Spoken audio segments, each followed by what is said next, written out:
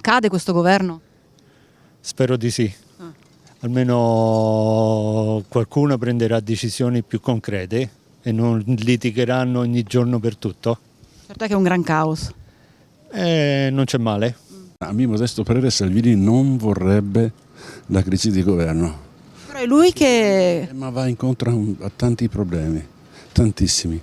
E se si trova l'alleato, fra virgolette, che crea la maggioranza assoluta, lui vuole 51, bene, altrimenti torniamo ai discorsi di prima, 2, 3, 4 partiti, società civile e così via dicendo. Si tornerà alle urne presto, secondo lei?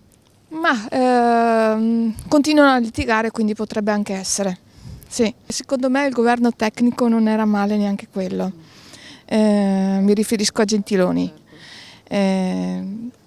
E anche col rapporto con l'estero. Si torna al voto? Speriamo. Che si torni al voto? Sì, assolutamente sì. Che situazione vede lei?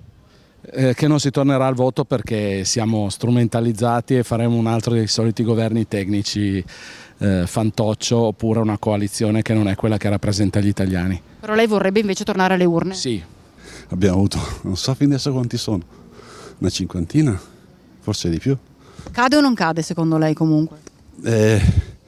Cade per il semplice motivo che abbiamo visto, no, che ha dato già il ben servito a Conte. Il governo cade e si tornerà alle urne secondo lei? Ma io penso di sì, però oggi non ho sentito nessuna notizia, quindi non so se ci sono novità, però sono tutti giochi di potere, quindi non saprei, insomma, penso di sì. Salvini l'ha messa giù dura con Conte.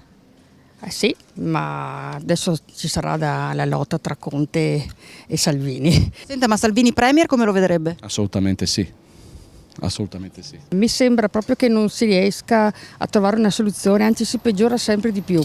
Non vedo, sì, anche i vari governi che ci sono stati hanno fatto sempre dei piccoli passi verso qualche direzione, però in generale si va sempre più giù. Questo proprio non lo so. Secondo lei? Non sono neanche di qua.